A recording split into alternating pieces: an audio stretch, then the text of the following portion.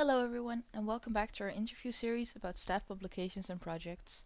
In today's interview, we will be talking to Sandra Becker from the Media and Culture department, who recently published her new book, Embodying Contagion, the Viropolitics of Horror and Desire in Contemporary Discourse.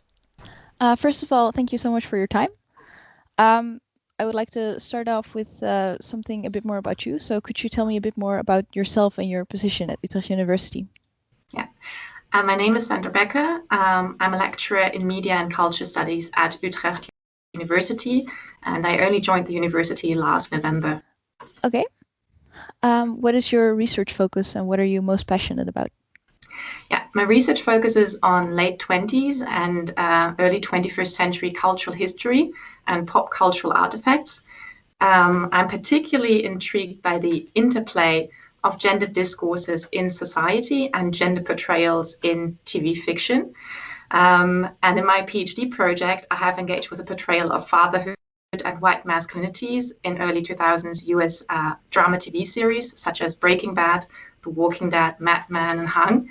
And by approaching these series as cultural historic artifacts, I have analyzed the depiction of the series' white father protagonists against the backdrop of socioeconomic and political events and gendered discourses at the beginning of the 21st century. The TV shows that you've analyzed, which one is your personal favorite? Personal favorite? I think the problem is when analyzing TV shows, you soon realize that there is something not to like about each and every one of them. Mm-hmm. On different levels, I still like the story of Breaking Bad. I found some really interesting things with regard to camera work, both in The Walking Dead and Mad Men. And I guess story-wise, also super great is Hung. So, yeah, it's like a love-hate relationship, and I don't really have like the favorite. Okay, then moving on to the main topic of this interview. The book Embodying Contagion, the Viropolitics of Horror and Desire in Contemporary Discourse that you worked on with fellow researchers. It was published recently. Could you tell me something about what the book is about and what the overall message of the book is? Yeah, I came out very recently with Wales University Press in April, and the contributions in this edited collection address different ways in which the language of contagion and outbreak narratives are embodied and made sense of in fictional and non-fictional media texts from the late 20s and early 21st century. So basically, different patterns also in the way that contagion was talked about in fiction and non-fictional text before the corona pandemic outbreak. Did you also incorporate the corona pandemic? It's addressed in the epilogue as well as in the revised version of the preface to the book written by the Wald. So we were really in the final stages when the pandemic broke out. What is the motive for writing the book?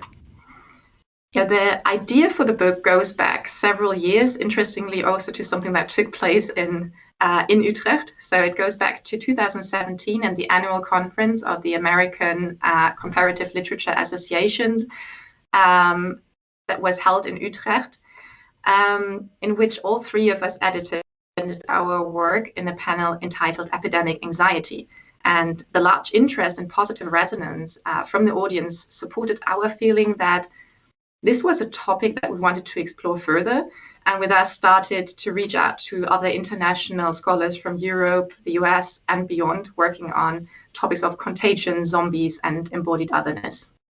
Since you co-edited this book with other researchers, could you tell me a bit more about your contributions to the book specifically?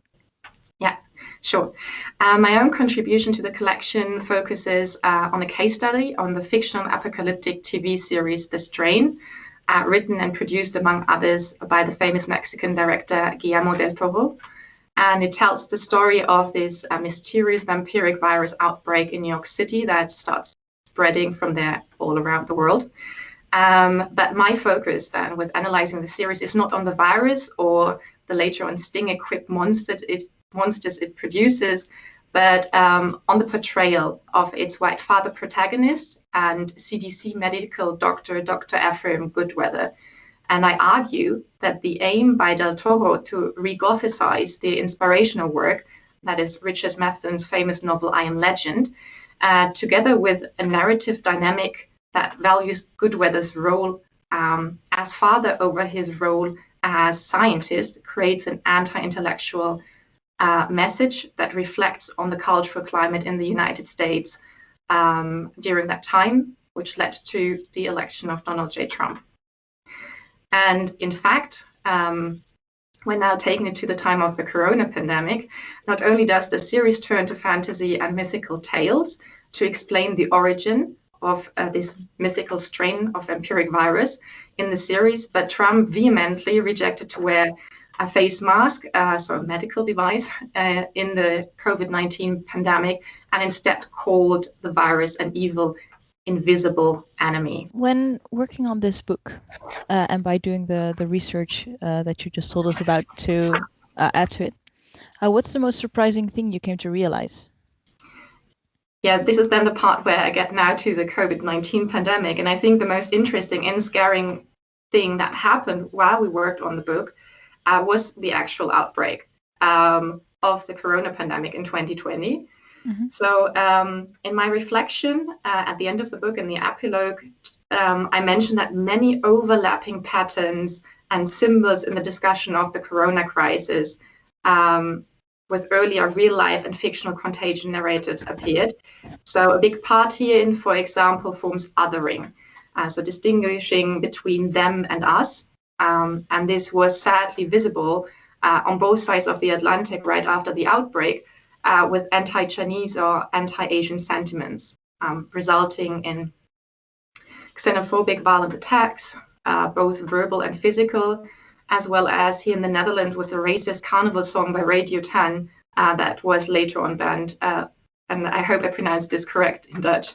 Voorkomen is beter dan Chinees, which basically means prevention is better than Chinese, and it's based on a wordplay on the Dutch saying voorkomen is beter dan genezen, so prevention is better than recovering. Will you work on creating any more publications around this theme in the future?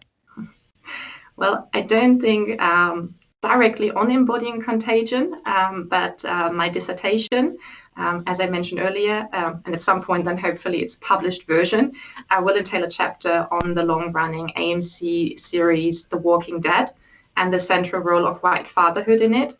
And I have moreover published on gender dynamics and white masculinity in the apocalyptic quality TV series Manhattan.